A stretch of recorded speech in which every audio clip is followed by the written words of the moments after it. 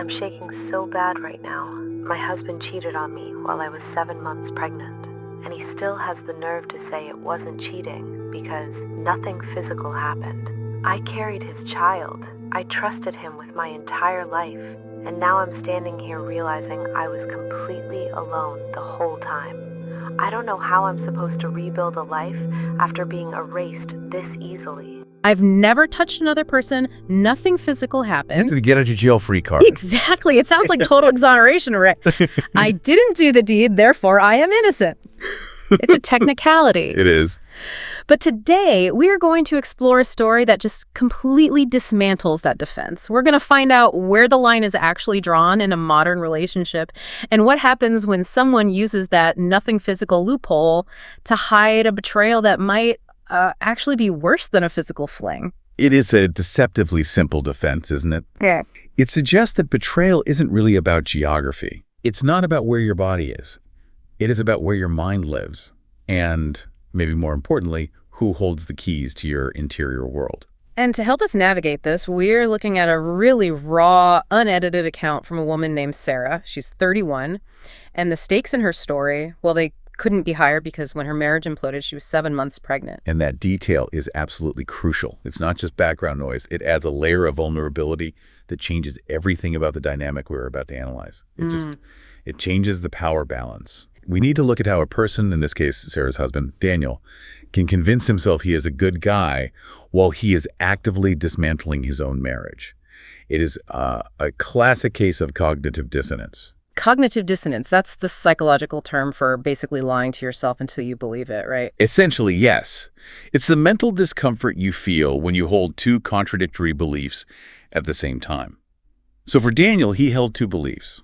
I am a loyal husband, and I am in an intimate relationship with another woman. To survive that tension, he had to warp reality. He had to create a narrative where both of those things could somehow be true. Okay, well, let's look at the reality before he started warping it. Because usually when we hear about cheating, you assume the marriage was already a disaster zone. Yeah, you do. You know, screaming matches, sleeping in separate rooms, years of resentment. But Sarah paints a very different picture. She does, and that is what makes this so uncomfortable to read and, frankly, so relatable. She describes their marriage as not perfect, but real. They've been together 9 years, married for 6. They had routines, shared jokes, shared stress. This was not a relationship on the brink of collapse. She used the phrase partners. She said, we weren't passionate every day, but we were partners. That really stuck with me. It feels very grounded. And then the big life event happens. Sarah gets pregnant. And initially, Daniel is happy. He's talking about names, finances, setting up the spare room. But then the slide begins. Major life transitions are dangerous times for relationships. We often think a baby brings people closer, and it certainly can, but it also creates this massive identity shift. Oh, for sure. For Daniel, the reality of fatherhood, the impending responsibility, the loss of autonomy, it might have triggered a fear of losing himself. It's a common flashpoint for vulnerability. He's not just a guy anymore. He's about to be a provider, a protector, a father. That's scary. And right into that fear, right into that vulnerability walks Emma. Now, Emma isn't some random stranger he met at a club. She's a work colleague. Of course. And I think this is where it gets really interesting because the source material emphasizes that this didn't start with lust. It started with complaining. It almost always does in these cases. We call this the mechanisms of intimacy. It rarely starts with, I'm attracted to you. It starts with, God, my boss is so annoying today, or I'm so stressed about this project. It's the bonding phase. You find a comrade in the trenches. But why is that complaining so effective at building a bond? I mean, I complain to my friends all the time. I don't start an affair with them. Well, complaining creates an us versus them dynamic. It isolates the two of you against the world or, against the boss or the company. But it also lowers the barrier to vulnerability. If I tell you I'm scared about the future, that's a heavy conversation. Right. But if I tell you I'm annoyed by a spreadsheet, that's low stakes. But once that door is open, once you're sharing, it becomes so much easier to slide into deeper topics. So let's break down that progression Sarah described. Stage 1 is that work stress bonding. Feels totally harmless. But then comes stage 2. Sarah calls it the feeling of being understood without responsibility. Ah, that is the hook. When you talk to your spouse, there is responsibility attached. If I tell my partner I'm stressed about money, we have to look at the budget. We have to cut spending. We have to share that burden. It's work. It's actual partnership. Exactly. But if I tell a colleague I'm stressed about money, they just say, oh, that's so hard, you poor thing. Let me buy you a coffee. Yeah. You get the validation without the work. You get the ego boost without the consequence. It is highly addictive. It's like emotional junk food. It tastes great in the moment, but it rots your teeth. That's a perfect analogy. Yeah. And Daniel was gorging on it. Which leads directly to stage 3, the betrayal. And notice we haven't even mentioned anything physical yet, but Sarah says this is when Daniel started confiding fears, doubts, and resentments to Emma that he wasn't sharing with his wife. That is the crossover point. That is where the energy leaves the marriage. He was taking the most intimate parts of his psychological life, his fears about the baby, his doubts about himself, and giving them to someone else. He was outsourcing his emotional intimacy. Outsourcing intimacy. Wow. That's a chilling way to put it. It's accurate, though. He was giving the best of his emotional self, the vulnerable, real part to Emma, and Sarah was just getting the logistics manager. And here's the kicker that drives this whole conflict. Daniel felt totally safe. He felt like he was doing nothing wrong. Why? Because there was no touching. He was drawing a technical line to protect his self-image. As long as he didn't cross that physical boundary, he could tell himself, I'm a faithful husband, I'm just venting, this is just a friendship. It creates a safe zone where he can indulge in the fantasy without accepting the label of cheater. So while he is living in this fantasy safe zone, the reality at home is starting to change. Sarah is 7 months pregnant, and she starts noticing things. It's not abuse, it's not cruelty, not at first, it's distance. The absence of connection. Exactly. She mentions he's smiling at his phone more than he smiles at her. Conversations are shorter, there's no eye contact. And then the specific tactics of secrecy kick in. Taking the phone into the bathroom, angling the screen away, muting notifications. These are the universal red flags of the digital affair. The phone becomes a vault. But what's so fascinating here is how Sarah interpreted it versus what was actually happening. She noticed the distance, but she didn't jump to, he's cheating. No, she didn't. She trusted him. She asked him what was wrong.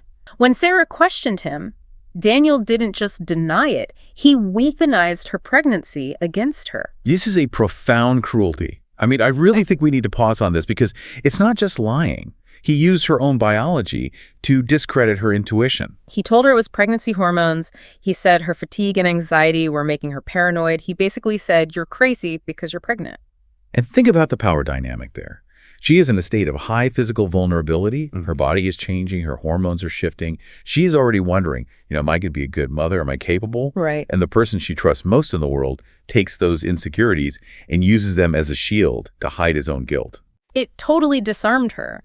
She chose to trust him rather than her own reality because, as she puts it, trusting your spouse feels safer than questioning your reality. That is the tragic logic of gaslighting. The victim wants to believe the lie because the truth that your partner is betraying you while you carry his child is just too terrifying to contemplate. So she suppressed her instincts to keep the peace while he just continued to betray her. And he didn't just continue. This is where we get to the part of the source that really shocked me. This is the part that feels so uniquely modern and twisted. You would think if he's telling his wife she's crazy, maybe he'd pull back a bit, right? Maybe feel a little guilty. You'd hope so. But no, Daniel didn't stop. He went online. Sarah found out later that during this exact time when he was telling her she was paranoid, Daniel was posting anonymously on multiple online relationship forums. This is the search for loopholes. It's the internet jury. And what was he doing? He was asking strangers to define cheating for him. He was writing these posts like, I have a close female friend. My wife is jealous, but we've never touched. Am I the asshole? He was seeking validation, not clarity. He wasn't asking because he didn't know. He was asking because he wanted someone, anyone, to tell him he was right. He was framing his posts in these very specific ways.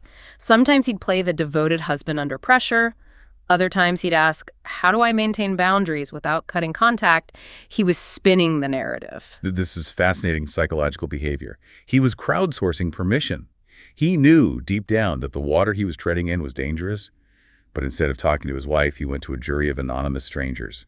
He was looking for someone to tell him, it's okay, buddy. You're not sleeping with her. You're in the clear. It's like he was trying to win a court case where the only judge was himself. He just wanted a technicality that said he was innocent. Precisely. He wanted to win the argument on a technicality. See, user Mike123 says if we didn't kiss, it's not cheating. And the contrast is just sickening. While he is debating these semantic definitions, what counts as cheating, what counts as friendship, Sarah is sitting in the other room, physically present, but being, as she called it, emotionally erased. That phrase, emotionally erased, is haunting. It captures the real damage. It's not just that he was talking to someone else, it's that to make room for Emma in his mind, he had to delete Sarah. He wasn't just stealing time. He was stealing his presence. He was stealing the narrative of their shared life. He was physically in the room, but the Daniel she knew was just gone. He was living in the phone. Exactly. The marriage became a shell, a prop. But as with all things built on lies, the collapse eventually comes. And it didn't come because Daniel grew a conscience. It came because Emma, the other woman, got tired of being the side dish. The fantasy eventually clashes with reality. It always does. Emma wanted priority. She wanted time. And Daniel just couldn't manage the two worlds anymore. You can't live a double life forever. The math doesn't work. The source describes him spiraling, irritable, anxious, not sleeping, snapping over small things. And again, Sarah, being the supportive partner, thought he was just anxious about the baby. Unbelievable. She's rubbing his back, telling him he'll be a great dad while he's panicking about his text messages. She was interpreting his guilt as pre-parenting jitters. It's just heartbreaking because her empathy was being used against her. So the structure of lies collapses. He can't sustain it. He confesses. But even in the confession, even when the walls are down, he clings to that one shield we talked about at the beginning. He tells her, I never physically cheated. He is holding on to that technicality like a life raft. He thinks it saves him from being the villain. It makes me so frustrated just reading it. It feels like he's saying, I didn't break the contract because I didn't read the fine print. But for Sarah, the betrayal was never about sex. It was about the months of justification. And this is where we have to deconstruct the nothing physical defense. We have to take it apart. From Daniel's perspective, physical intimacy is the red line. If he doesn't cross it, he's good. But from an emotional standpoint, and from the perspective of a marriage, the betrayal is the reallocation of resources. Reallocation of resources. Break that down for us. What does that mean in a marriage? Well, imagine a marriage is a bank account. But instead of money, the currency is emotional energy, attention, patience, and vulnerability. Okay. A marriage requires a massive amount of that currency to survive, especially with a baby coming. By funneling all of that attention and vulnerability to Emma, he drained the marital account. He bankrupted the relationship? He did. He robbed the relationship of its core connection. That is why Sarah feels erased. He gave his interior life to someone else. Whether bodies touched or not is almost irrelevant to the level of intimacy that was breached. He gave away the things that belonged to Sarah. His confidence, his fears, his true self. It's the intimacy of the mind that was violated. And Sarah's reaction to this confession, it wasn't what I expected. She didn't scream. She didn't throw things. She said she went cold. Detached. That is a trauma response. She said, the version of myself who trusted him disappeared in that moment. That is such a heavy realization. It's not just that he did something bad.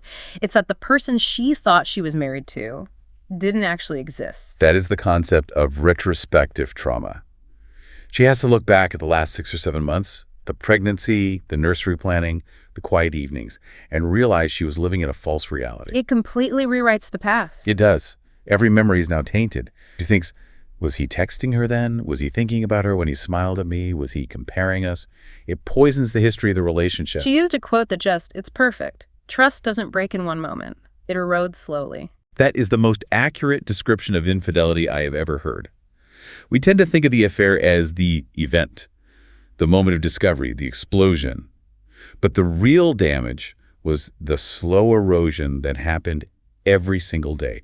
Daniel chose to send a message. Every time he chose to mute his phone, every time he chose to complain to Emma instead of Sarah, he was chipping away at the foundation. It's death by 1,000 cuts. Yes. And by the time the confession happened, the trust was already gone. It had been eroded to dust. And now Sarah is left holding the pieces. She says she doesn't know what the future holds regarding forgiveness. She recognizes something profound, though. She says, infidelity rarely starts with intention. It starts with denial. That is a powerful insight. Daniel didn't wake up one day and say, I'm going to destroy my pregnant wife's life. That wasn't the plan. No, nobody plans to be the villain in their own story. Exactly. He woke up and said, I'm just going to chat with Emma. Then I'm just going to complain. Then I'm just going to hide this one text so Sarah doesn't get the wrong idea. It is a series of small permissions we give ourselves. It's the slippery slope. It is. And the nothing physical defense is just the grease on the slide. It's the lie you tell yourself to keep sliding without feeling the guilt. So what does this all mean for us? For anyone listening?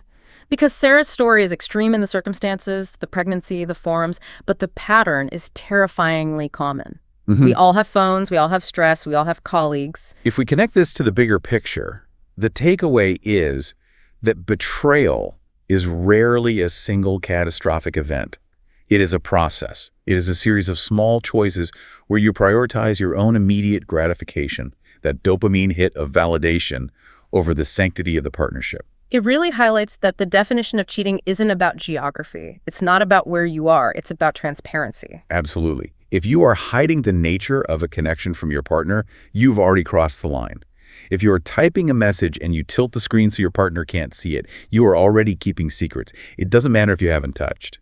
You are engaging in a secret life. It leaves us with a lot to think about regarding boundaries in the digital age, where access to that validation is just a click away. It's so easy to find an Emma online or at work. It is. And it raises the question of how we protect our relationships, not just from physical threats, but from the slow creep of emotional distance. We have to be vigilant about where our energy goes. I want to leave you with one final thought, something that has been bouncing around my head since we read about Daniel's late-night forum posts. He spent hours asking strangers if he was crossing a line. He was pleading his case to the internet. And it makes me think, if you have to ask a room full of strangers if what you're doing is cheating. You already know the answer. You absolutely do. That is the only answer that matters. If you have to hide it, it's betrayal. Thank you for joining us on this deep dive. It was a heavy one, but an important one. As always, you can find the full source material in the show notes if you want to read Sarah's full account. Take care of yourselves and check in with your partners. Disconnected. See you next time.